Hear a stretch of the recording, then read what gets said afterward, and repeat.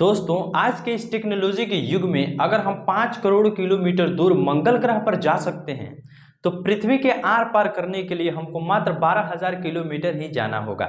और इसके लिए पृथ्वी का सबसे गहरा गड्ढा वैज्ञानिकों द्वारा खोदा गया है, जिसका नाम है कोला सुपरदीप होल, और इसकी गहराई 12 किलोमीटर तक है। तो हम लोग जानेंगे कि इसकी गहराई 12 किलोमीटर पर ही क्यों रोक दी गई।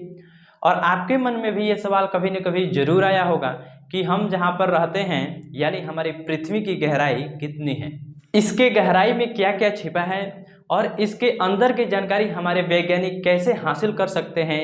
आज के इस वीडियो में इन्हीं सवालों का जवाब हम लोग जानेंगे। तो दोस्तों, आपके समय को बर्बाद न करते हुए आज के इस वीडियो को हम लोग शुरुआत करते हैं। हमारे पृथ्वी की उत्पत्ति लगभग 4.5 बिलियन साल पहले हुई थी। यह पूरी तरह से 71% पानी से ढकी हुई है। अंतरिक्ष से देखने पर हमारी पृथ्वी गोलाकार दिखाई देती है, लेकिन इसका आकार जो है वो अंडाकार है। लेकिन आज के इस वीडियो में हम लोग इसके आकार की बात नहीं कर रहे हैं। आज हम लोग ये जानेंगे कि पृथ्वी के अंदर है क्या। हमारे पृथ्वी के अंदर के पूरे भाग 4 लेयर से बने हुए हैं। फर्स्ट में है क्रस्ट लेयर, सेकंड में हो जाएगा मेंटल लेयर, थर्ड में आउटर कोर और फोर्थ में हो जाएगा इनर कोर।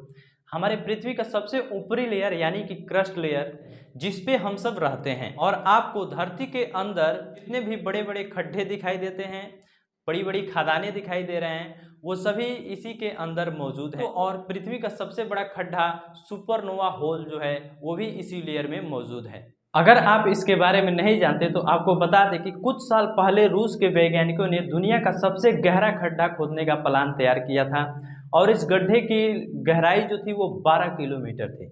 और ये गड्ढा पृथ्वी के ऊपरी भाग क्रस्ट लेयर में ही मौजूद है। इस पर वैज्ञानिकों ने पूरे 20 साल तक काम किया था, यानी कि पृथ्वी को सिर्फ और सिर्फ 12 किलोमीटर तक ही खोदा गया। और बताया जाता है कि जैसे जैसे वैज्ञानिक इस गड्ढे को खोद रहे थे वैसे वैसे इसका तापमान बढ़ता जा रहा था, और इसका तापमान करीब करीब 350 डिग्री सेल्सियस तक जा चुका था, जिसकी वजह से वैज्ञानिक के सारे उपकरण पिघलने लग गए थे। और इसी वजह से वैज्ञानिकों ने इसको और गहरा करने में नाकामयाब हो गए।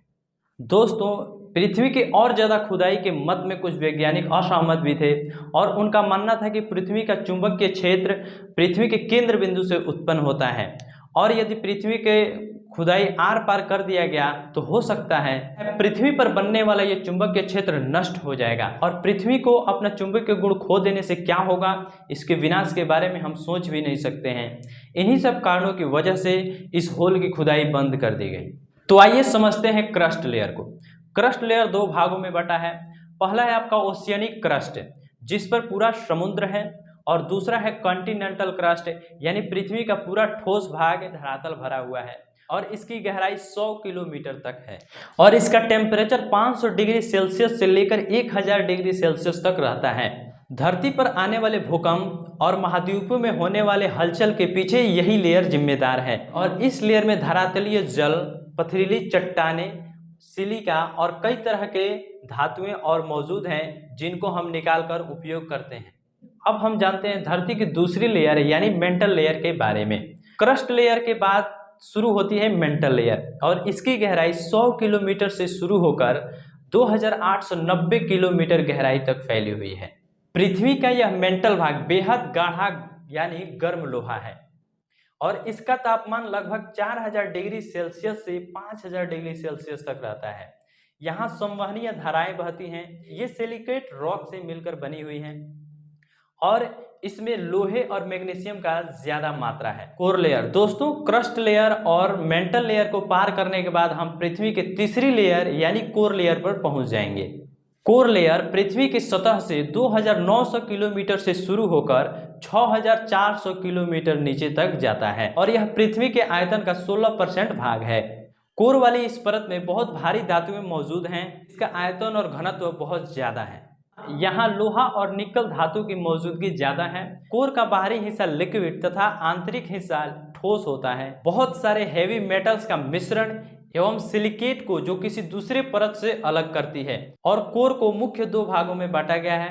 पहला है आउटर कोर और दूसरा है इनर कोर। आउटर कोर यानी इसके नाम से ही पता चलता है कि यह आउटर कोर यानी बाहरी हिस्सा है, और यह पृथ्वी के 2900 किलोमीटर गहराई के लिए जाना जाता है। इसका आउटर कोर लोहे और निकल से मिलकर बना हुआ है। पर यह बहुत गर्म है। यह इतना गर्म है कि इसका तापमान 4400 डिग्री सेल्सियस से शुरू होकर 5000 डिग्री सेल्सियस से भी ज़्यादा है। यहाँ इतनी गर्मी है कि लोहा और निकल धातु यहाँ पे पिघल जाते हैं। पृथ्वी का मैग्नेटिक फील्ड के लिए भी आउटर कोर ही जिम्मेदार है।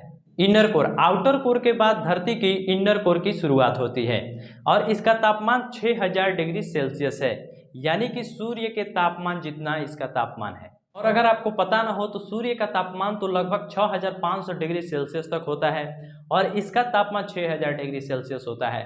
तो आप इससे अंदाज़ा लगा ही सकते हैं कि पृथ्वी के अंदर का जो भाग है इनर कोर, उसका तापमान कितनी ज़्यादा है। और इसका तापमान इतना ज़्यादा होने के बावजूद भी यह ठोस रूप में होता है। दरअसल इसके ऊपर इतने सारे लेयर्स का दबाव होता है, इसकी वजह से ये सॉलिड फॉर्म में होता है, यानी ठोस रूप में होता है और इसे पृथ्वी का केंद्र बिंदु कहा जाता है, यानी कि सेंटर कहा जाता है। इसे हम इस प्रकार से भी समझ सकते हैं कि अगर हमको पृथ्वी के केंद्र बिंदु पर जाना हो तो हमें 6400 किलोमीटर गहरा खड्डा खोदना होगा। तो चलिए दोस्तों, अब हम जानते हैं कि ये सब रिसर्च कैसे मुमकिन है।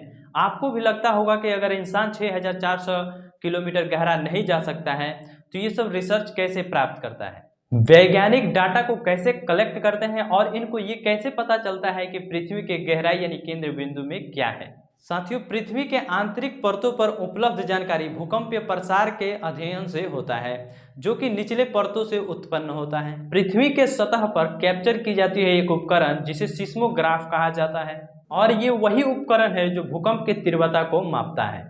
इसके अलावा ज्वालामुखियों से निकलने वाला लावा भी इसी प्रकार के अध्ययन से पता किया जाता है। तो दोस्तों, आज के इस वीडियो में इतना ही, और अगर आप ऐसा ही महत्वपूर्ण वीडियो पाना चाहते हैं तो हमारे चैनल को लाइक, शेयर एंड सब्सक्राइब जरूर करें।